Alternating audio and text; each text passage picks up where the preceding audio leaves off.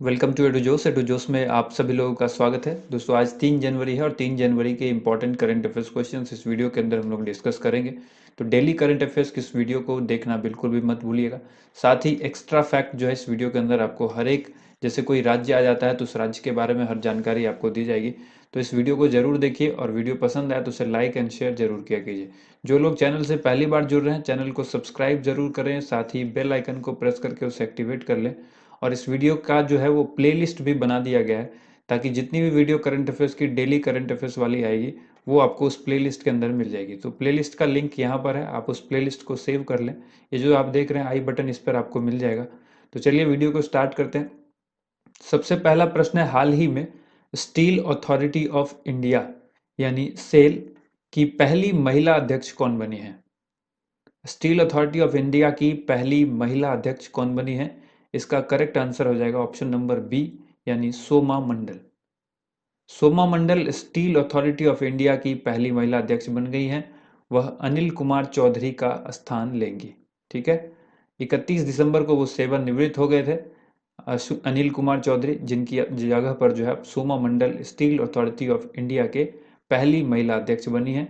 अब steel authority of India full form तो आपको मालूम हो ही गया कि सेल का फुल फॉर्म क्या है, steel authority of India limited. ठीक है, स्थापना इसकी कब हुई थी? 1954 ईस्वी में। और इसका जो मुख्यालय यानी हेडक्वार्टर है वो न्यू दिल्ली में है। नेक्स्ट क्वेश्चन देखिए, हाल ही में भारत कितने वर्षों के लिए सुरक्षा परिषद का अस्थायी सदस्य बना है?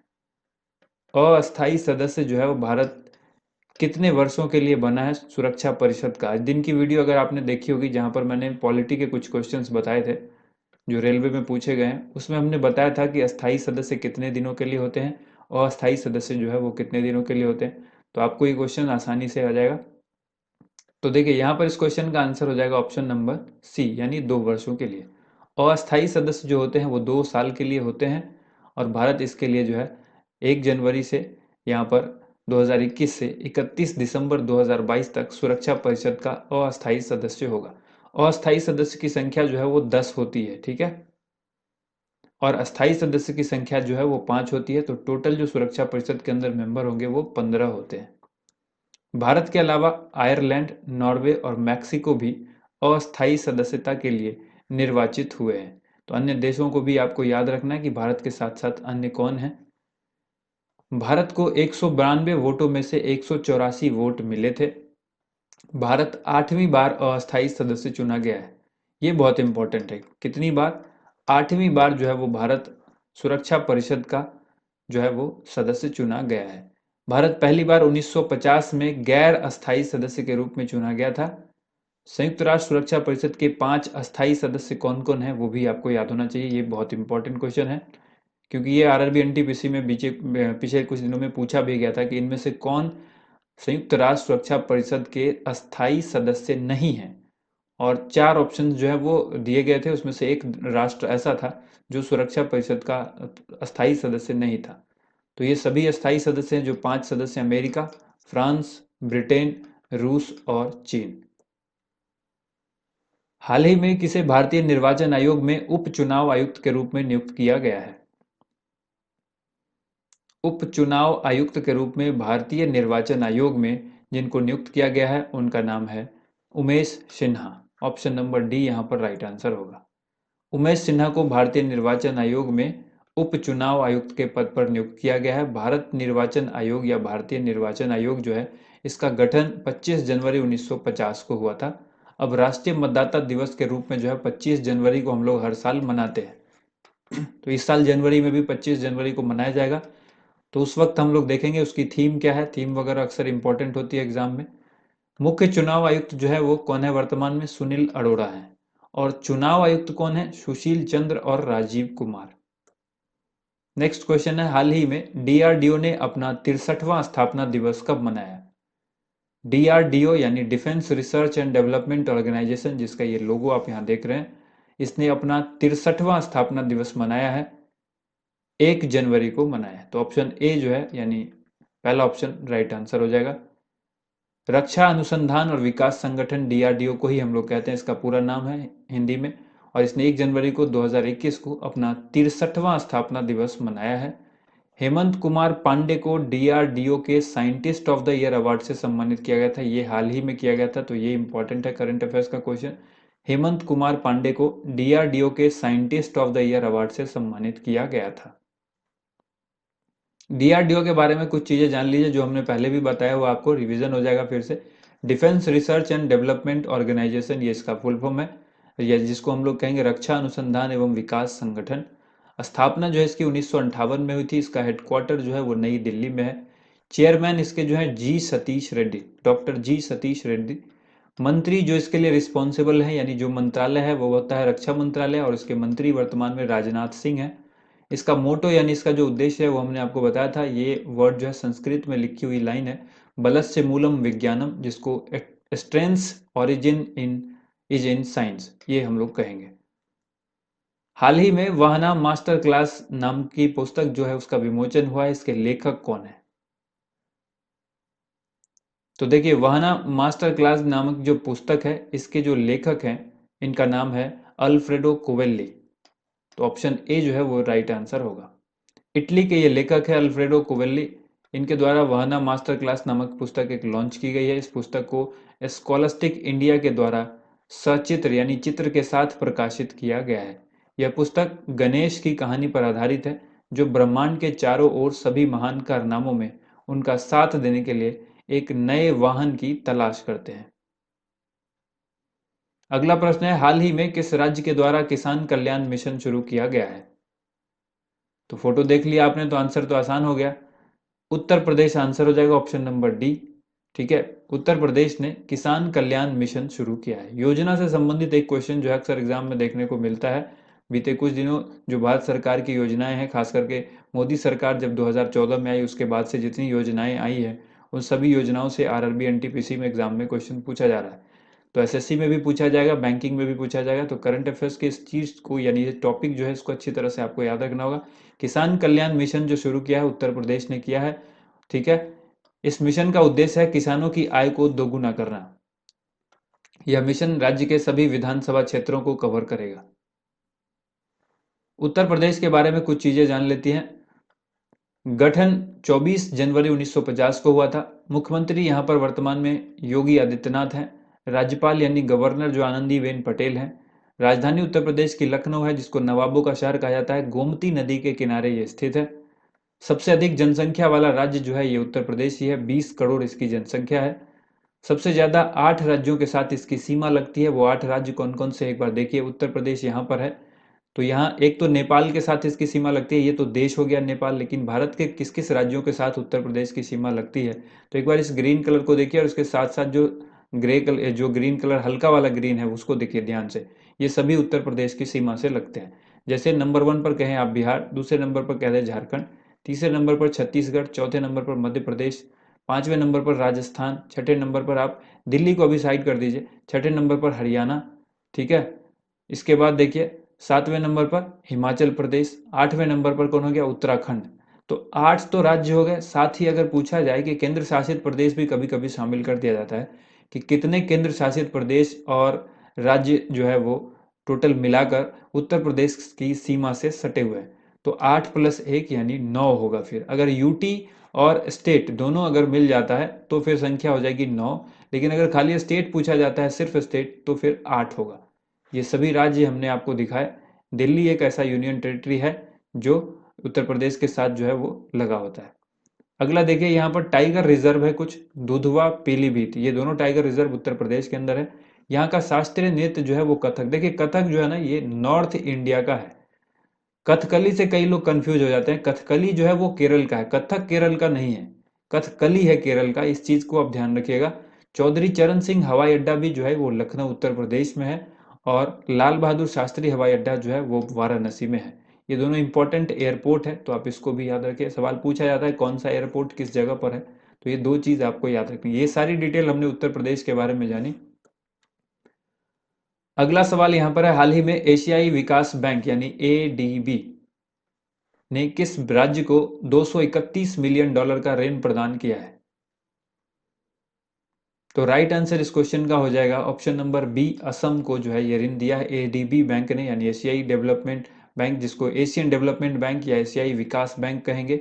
इस बैंक ने असम में बिजली उत्पादन क्षमता बढ़ाने के लिए, किस वजह से, बिजली उत्पादन क्षमता को बढ़ाने के लिए भारत सरकार के साथ $231 मिलियन के ऋण पर जो है समझौते पर हस्ताक्षर किया है। एशियाई विकास विकास बैंक जो एडीबी है, इसके बारे में जानना बहुत जरूरी है। इससे एक क्वेश्चन आपको जरूर क्वेश्चन मिलेगा देखने को, कई बार हेडक्वार्टर पूछ दिया जाता है, कई बार इसकी स्थापना या फिर इसके अध्यक्ष वर्तमान में कौन है ये पूछा जाता है। तो देखिए, एशियाई विकास बैंक जो है वो क्षेत्रीय विकास बैंक है, जिसका उद्देश्य एशिया में सामाजिक और आर्थिक विकास को बढ़ावा देना है। स्थापना इसकी 1966 ईस्वी में की गई थी। इसका मुख्यालय यानी हेडक्वार्टर जो है वो मनीला फिलीपींस में है। और इसके जो अध्यक्ष हैं वर्तमान में, मासात्सुगु असाकावा, ठीक है, ये 10वें अध्यक्ष हैं एडीबी बैंक के। उपाध्यक्ष जो है वो अशोक लवासा है। तो ये भारत के हैं, ये चीज आप याद रखिएगा, तो ये बहुत इंपॉर्टेंट है। कुल सदस्य जो इसके हैं एडीबी के वो 68 है। मेंबर की संख्या कितनी है? 68। अगला प्रश्न है, हाल ही में किसे सीआईएसएफ का महानिदेशक बनाया गया है? नया महानिदेशक बने हैं सीआईएसएफ के, इनका नाम आपको बताना है, तो कौन होगा? सीआईएसएफ का नया महानिदेशक जिनको बनाया गया है, इनका नाम है सुबोध कुमार जायसवाल। सुबोध कुमार जायसवाल को सीआईएसएफ यानी केंद्रीय औद्योगिक सुरक्षा बल का महानिदेशक यानी डीजी बनाया गया है। सुबोध कुमार जायसवाल महाराष्ट्र कैडर के 1985 बैच के आईपीएस अधिकारी हैं। अब यहाँ पर आप जान लीजिए कि जब हमने यहाँ पर सीआईएसएफ के बारे में जाना, तो 3 और हैं जिनको आपको याद रखना है। जैसे कि एसएसबी के महानिदेशक कौन है? राजेश चंद्रा। सीआरपीएफ के महानिदेशक कौन है? एपी माहेश्वरी। बीएसएफ के महानिदेशक कौन है? राकेश अस्थाना। ठीक है। और इसी तरह कई बार जो है आपसे सीबीआई के बारे में भी पूछा जा सकता है। तो सीबीआई के बारे में आप कमेंट करके हमें बताइए कि सीबीआई के जो निदेशक या डायरेक्टर हैं वो कौन है। केंद्रीय औद्योगिक सुरक्षा बल, जिसको हम लोग सीआईएसएफ कहते हैं, तो सीआईएसएफ के बारे में हम लोग कुछ जान लेते हैं। सेंट्रल इंडस्ट्रियल सिक्योरिटी फोर्स इसका फुल फॉर्म होता है। इसकी स्थापना 10 मार्च 1969 को की गई थी। हेडक्वार्टर जो इसका है वो नई दिल्ली में यानी मुख्यालय। और महानिदेशक इसके सुबोध कुमार जायसवाल, ये अभी हमने आपको बताया। इसका मोटो है संरक्षण एवं सुरक्षा यानी प्रोटेक्शन एंड सिक्योरिटी। और ये जिस मंत्रालय के अंतर्गत आता है उसको कहते हैं गृह मंत्रालय यानी होम मिनिस्ट्री। और ये वर्तमान में जो होम मिनिस्ट्री है वो किसके अंतर्गत है, उसके जो मंत्री हैं वो कौन है? आप लोग कमेंट करके बताइए कि जो गृह मंत्री हैं भारत के वो कौन है। ठीक है। हाल ही में ओडिशा के मुख्य सचिव चीफ सेक्रेटरी कौन बने हैं? चीफ सेक्रेटरी यानी ओडिशा के मुख्य सचिव बनाया गया है, किनको बनाया गया है ये पूछा जा रहा है। तो राइट आंसर इसका हो जाएगा ऑप्शन बी, सुरेश चंद्र महापात्रा। वरिष्ठ आईएएस अधिकारी सुरेश चंद्र महापात्रा ने ओडिशा के नए मुख्य सचिव और मुख्य विकास आयुक्त के रूप में पदभार ग्रहण किया। उन्होंने असित कुमार त्रिपाठी का स्थान लिया है, जो कि हाल ही में सेवानिवृत्त हुए हैं। आदित्यनाथ दास आंध्र प्रदेश के नए मुख्य सचिव बने हैं, ये भी आपको याद रखना है। ठीक है, जैसे ओडिशा के बारे में आपने याद रखा सुरेश चंद्र महापात्रा, इसी तरह से आंध्र प्रदेश के मुख्य सचिव के बारे में भी याद रखिए, और आदित्यनाथ दास ये भी जो है हाल फिलहाल बने हैं। अब ओडिशा राज्य के बारे में कुछ इंपॉर्टेंट चीज जान लीजिए, बहुत इंपॉर्टेंट फैक्ट यहाँ पर हम लोग जानने वाले हैं। इसकी स्थापना 1 अप्रैल 1936 को हुई। राजधानी भुवनेश्वर है। मुख्यमंत्री यहाँ के नवीन पटनायक हैं। राज्यपाल जो है वो गणेशी लाल हैं। उच्च न्यायालय जो है वो कटक है। सीमा यानी जो इसकी सीमा लगती है ओडिशा की, वो किससे किससे सटी हुई है? पश्चिम बंगाल से, झारखंड से, छत्तीसगढ़ से, आंध्र प्रदेश से। तो इन 4 राज्यों का नाम आपको याद रखना है। जो नदियां हैं यहाँ पर, महानदी, स्वर्णरेखा, ब्राह्मणी और ऋषिकुलिया, ये 4 नदियां आपको याद रखना है, प्रमुख नदियां यहाँ की। द्वीप है एक यहाँ पर व्हीलर द्वीप। व्हीलर द्वीप का नाम बदलकर अब्दुल कलाम द्वीप रख दिया गया है। ये एपीजे अब्दुल कलाम के नाम पर है, तो इसको याद रखिएगा। जिनको मिसाइल मैन के नाम से जाना जाता है वो हमारे बीच अब नहीं है। झील जो है यहाँ पर ये चिल्का झील है। चिल्का झील अक्सर सवाल में पूछा जाता है कहाँ है, तो चिल्का झील उड़ीसा में है। भारत की सबसे बड़ी झील है ये। बंदरगाह की बात करें तो पारादीप बंदरगाह जो है वो यहीं पर है उड़ीसा के अंदर। भारत का 8वां सबसे बड़ा राज्य है ये क्षेत्रफल की दृष्टि से, और जनसंख्या की दृष्टि से 11वां सबसे बड़ा राज्य है। 8वां हो गया क्षेत्रफल की दृष्टि से और 11वां हो गया जनसंख्या की दृष्टि से। अब बात कर लेते हैं यहाँ पर राज्यसभा की सीट की संख्या 10 है, लोकसभा की 21 सीटें हैं और विधानसभा की 147 सीटें हैं। नेशनल पार्क यानी राष्ट्रीय उद्यान की बात करें तो राष्ट्रीय उद्यान यहाँ पर कुछ इंपॉर्टेंट है, जैसे भितरकनिका राष्ट्रीय उद्यान, सिंपलीपाल राष्ट्रीय उद्यान और सतकोसिया टाइगर रिजर्व। ये तीनों जो है कहाँ पर है, ओडिशा के अंदर है। अब आपको इंपॉर्टेंट चीज और याद रखनी है, कोणार्क मंदिर। कोणार्क का सूर्य मंदिर आपने सुना होगा, सूर्य टेम्पल, ये कहाँ पर है, ओडिशा में है। और ये मंदिर जो है, यही कोणार्क का सूर्य मंदिर ₹10 के नोट पर, जो 10 का रुपए का नया नोट है, उस पर पीछे की ओर चित्रित किया हुआ है। तो सवाल अगर पूछ दे आपको 10 रुपए के नोट के पीछे किस चीज का चित्र जो है वो अंकित है और ऑप्शन दिया होगा, वहां पर कोणार्क मंदिर राइट आंसर होगा। 1 अप्रैल को उत्कल दिवस जो है ओडिशा में मनाया जाता है।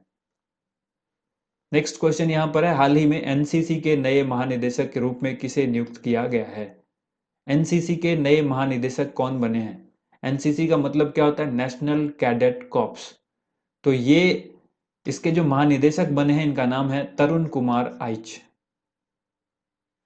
लेफ्टिनेंट जनरल तरुण कुमार आइच ने नेशनल कैडेट कॉर्प्स, यहाँ कॉर्प्स होगा, ठीक है, इस तरह से होगा जैसे ये कॉर्प्स लिखा हुआ है, एनसीसी के महानिदेशक का पदभार संभाला।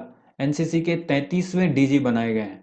अब नेशनल कैडेट कॉर्प्स जो है, इसके बारे में हम लोग जानेंगे। इसकी स्थापना 1948 में की गई थी। इसका जो मुख्यालय यानी हेडक्वार्टर है, ये नई दिल्ली में है। इसका जो मोटो या उद्देश्य कहेंगे, एकता और अनुशासन, यूनिटी एंड डिसिप्लिन, ये इसका जो है मोटो है, नेशनल कैडेट कॉर्प यानी एनसीसी का। तो ये थी आज की वीडियो। अगर वीडियो पसंद आई हो तो वीडियो को लाइक कीजिएगा, इस वीडियो को ज़्यादा से ज़्यादा शेयर कीजिएगा। इस वीडियो का पीडीएफ फाइल आपको नीचे डिस्क्रिप्शन में लिंक दे दिया गया है, जिस लिंक के माध्यम से आप उस पीडीएफ फाइल को डाउनलोड कर सकते हैं। और आप हमारा एंड्रॉयड ऐप ज़रूर डाउनलोड करें। Thank you so much. आप सभी का वीडियो देखने के लिए बहुत बहुत धन्यवाद।